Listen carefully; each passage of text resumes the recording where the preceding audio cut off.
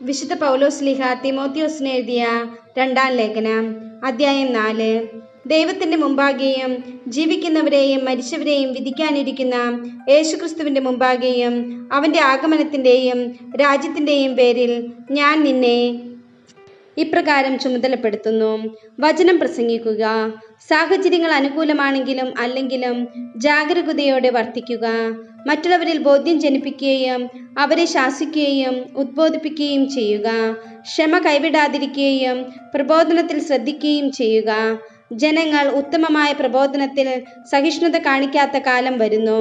കേൾവിക്ക് ഇമ്പമുള്ളവയിൽ ആവേശം കൊള്ളുകയാൽ അവർ തങ്ങളുടെ അഭിരുചിക്ക് ചേർന്ന പ്രബോധകരെ വിളിച്ചുകൂട്ടും. അവർ സത്യത്തിനു നേരെ ചെവിയടച്ച് കെട്ടുകഥകളിലേക്ക് ശ്രദ്ധ തിരിക്കും. നീയാകട്ടെ എല്ലാ കാര്യങ്ങളിലും സമചിത്തത പാലിക്കുക. കഷ്ടതകൾ സഹിക്കുകയും സുവിശേഷകന്റെ ജോലി ചെയ്യുകയും നിന്റെ ശുശ്രൂഷ നിർവഹിക്കുകയും ചെയ്യുക. നീതിയുടെ കിരീടം. ഞാൻ ബലിയായി അർപ്പിക്കപ്പെടേണ്ട സമയം ആസന്നമായിരിക്കുന്നു. എൻ്റെ വേർപാടിൻ്റെ സമയം സമാഗതമായി. ഞാൻ നന്നായി പൊരുതി എൻ്റെ ഓട്ടം പൂർത്തിയാക്കി വിശ്വാസം കാത്തു. എനിക്കായി നീതിയുടെ കിരീടം ഒരുക്കിയിരിക്കുന്നു. നീതിപൂർവം വിധിക്കുന്ന കർത്താവ് ആ ദിവസം അത് എനിക്ക് സമ്മാനിക്കും.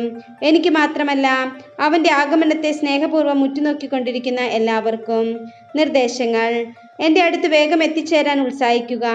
എന്തെന്നാൽ ഈ ലോകത്തോടുള്ള ആസക്തി മൂലം ദേമാസ് എന്നെ വിട്ട് തെസ്സലോനിക്കയിലേക്ക് പോയിരിക്കുന്നു.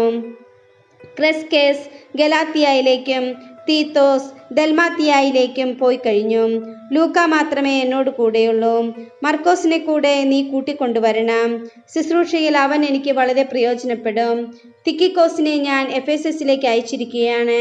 നീ വരുമ്പോൾ ഞാൻ ത്രോവാസിൽ കാർപ്പോസിൻ്റെ പക്കൽ ഏൽപ്പിച്ചിട്ട് പോന്ന എൻ്റെ പുറംകുപ്പായവും പുസ്തകങ്ങളും പ്രത്യേകിച്ച് തുകൽ ചുരുളുകളും കൊണ്ടുപോരണം.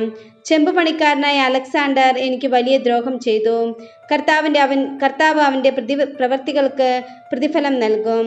നീയും അവനെക്കുറിച്ച് കരുതലോടെ ഇരിക്കണം. കാരണം അവൻ നമ്മുടെ വാക്കുകളെ ശക്തിപൂർവ്വം എതിർത്തവനാണ്.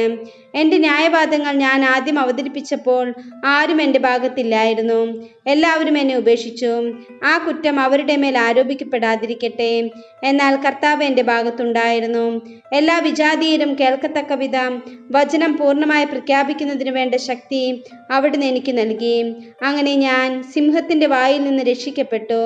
കർത്താവ് എല്ലാ തിന്മകളിലും നിന്ന് എന്നെ മോചിപ്പിച്ച് തൻ്റെ സ്വർഗരാജ്യത്തിലേക്കായി എന്നെ കാത്തുകൊള്ളും. എന്നും എന്നേക്കും അവിടുത്തേക്ക് മഹത്വം.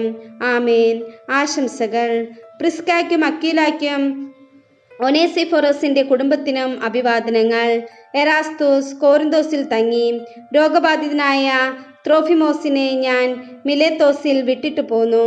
മഞ്ഞുകാലത്തിന് മുമ്പ് തന്നെ ഇവിടെ എത്താൻ നീ ശ്രമിക്കുക. എവിബുളോസും പൂതൻസും ലീനൂസും ക്ലൗദിയായും മറ്റെല്ലാ സഹോദരന്മാരും നിനക്ക് അഭിവാദനങ്ങൾ അർപ്പിക്കുന്നു. കർത്താവ് നിന്റെ ആത്മാവോടുകൂടെ ഉണ്ടായിരിക്കട്ടെ. ദൈവത്തിൻ്റെ കൃപ നിങ്ങളോടുകൂടെ.